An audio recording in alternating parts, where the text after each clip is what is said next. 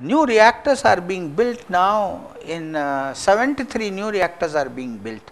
Maximum is of course China. But United Arab Emirates is building reactors with Canadian collaboration, with South Korean collaboration. Of course, we are also building.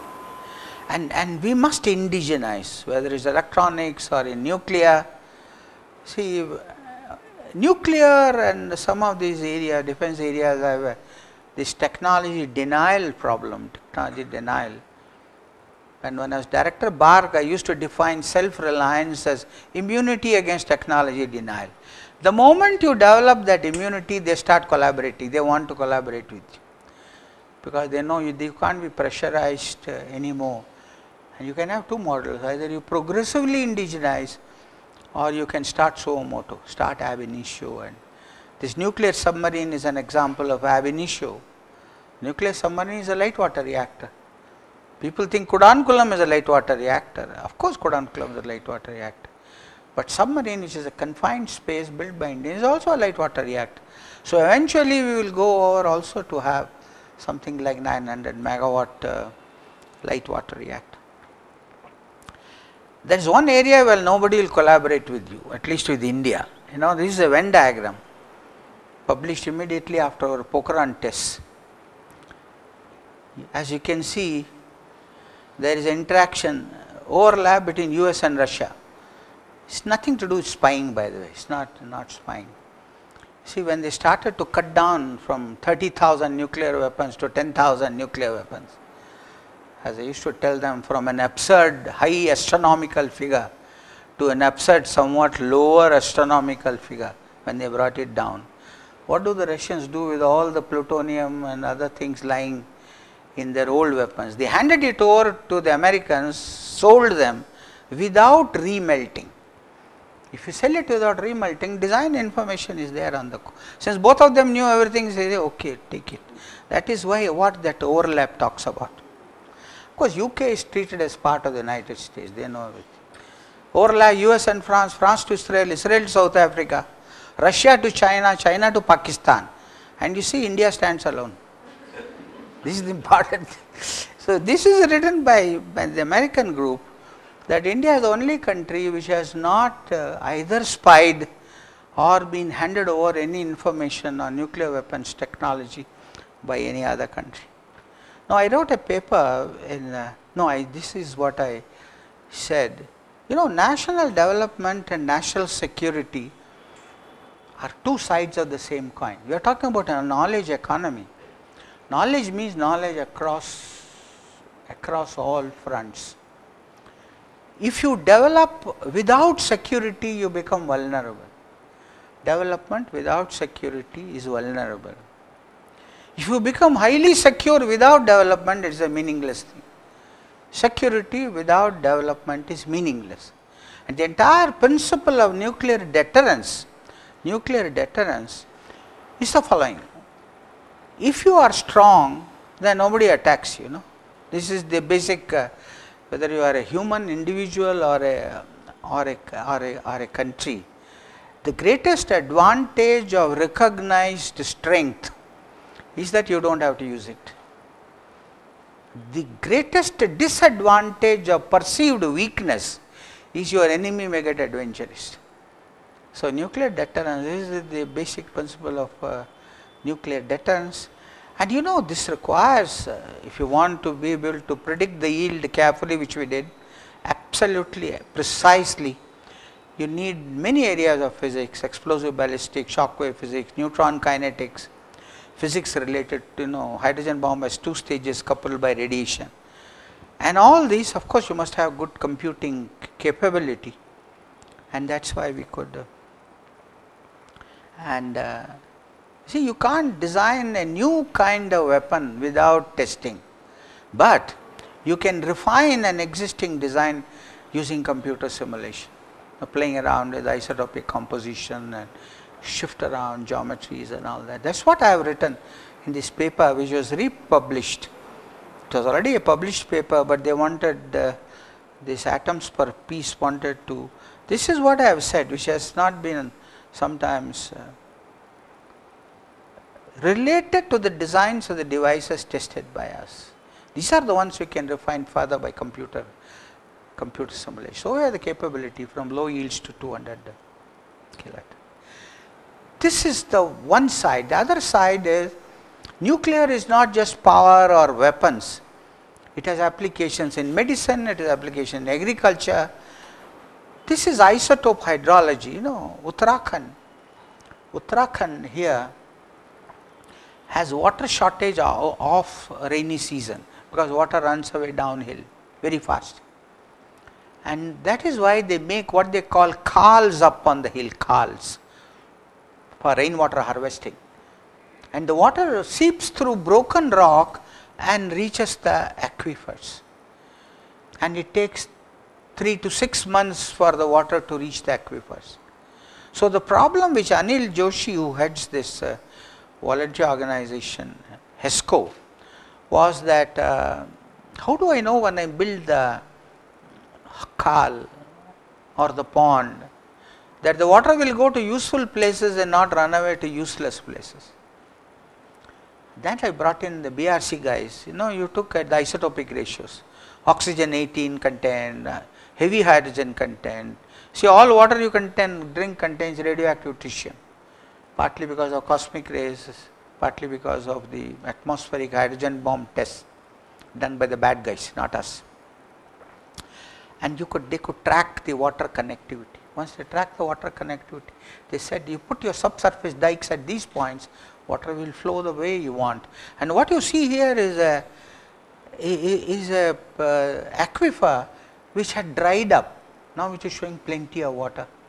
I have been to this Gauchar area, and those women told me we used to walk 2 kilometers to fetch water. Now the poor thing was growing a vegetable in a patch, small patch of garden. And buffaloes have come back. I think some of you know, who are dealing with veterinary science, that buffaloes need a bath more than humans. Is that so? Because otherwise they pick up diseases. And remember, the size of a buffalo, it requires a lot of water. Once they had a water shortage, buffaloes had gone out. Now plenty of water, buffaloes have come back. And that has a very unintended consequence, and a positive consequence on the economy. And this has been so successful. This under our RUTAC program, Rural Technology Action Group, which is what I call an open platform innovation strategy. What holds for the mountainous area doesn't hold for the plains. What holds for the plain doesn't hold for the coastal areas. So successful, it's being replicated in 10 places in Uttarakhand and Himachal.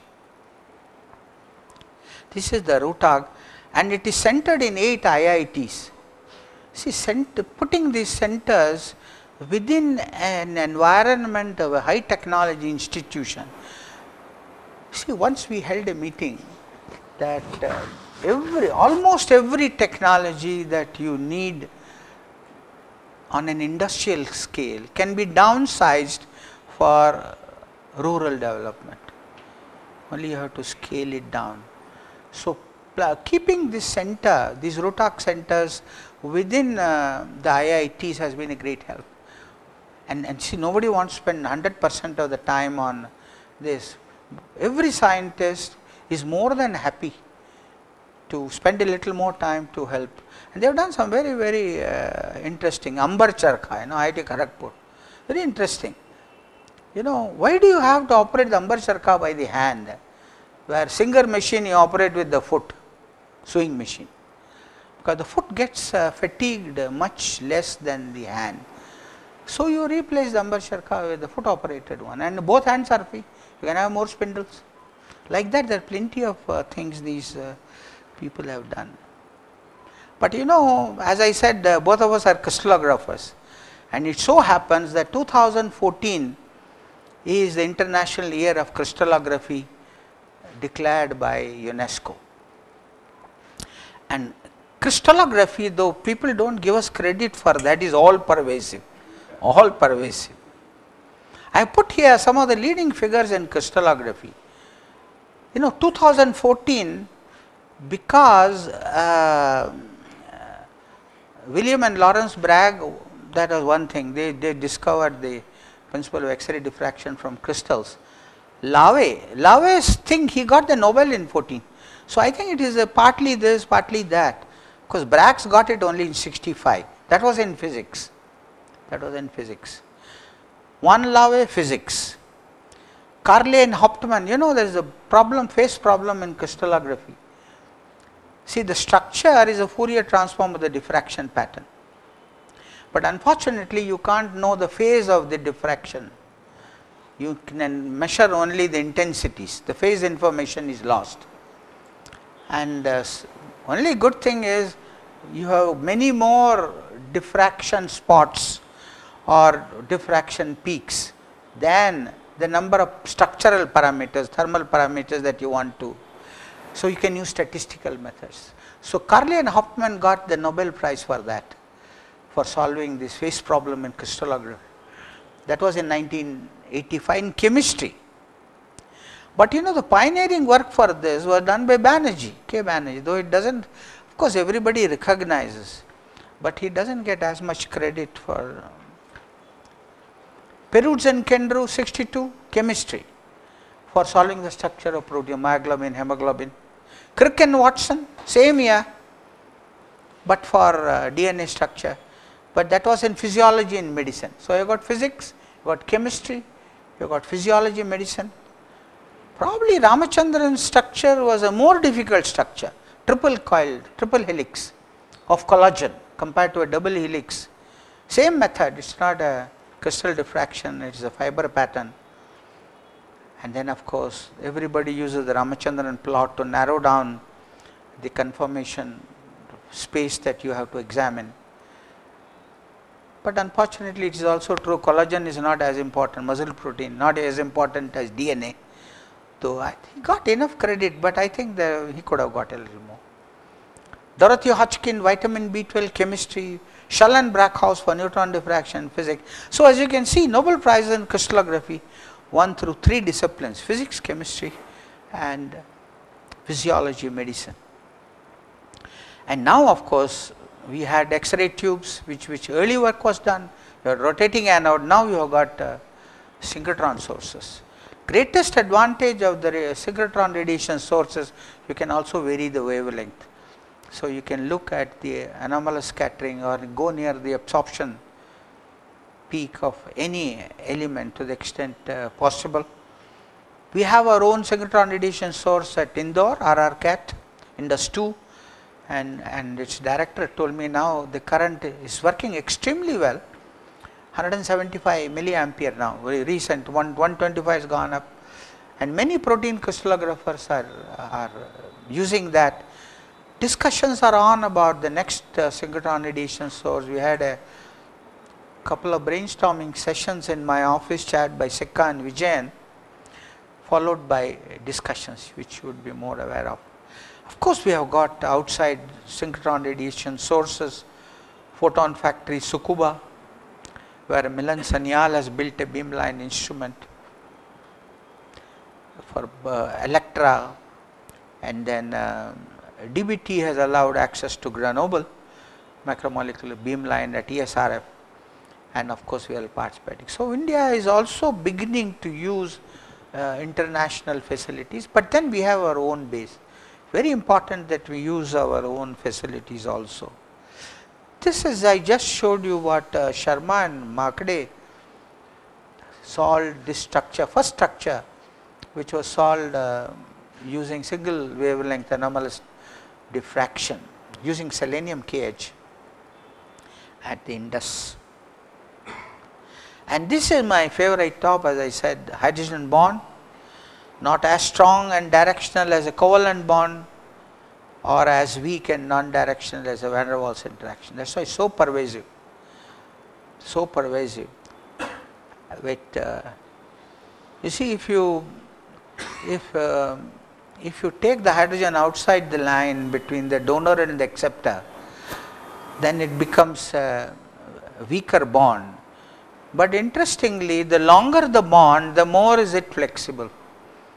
If you make a very short hydrogen bond, it is very, very inflexible.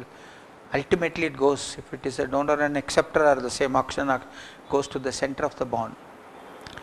And This was before I wrote this paper before most of you guys were born. That's true. This is the structure of, eyes, hexagonal eyes is a very, very fascinating structure. It has got that Pauling disorder.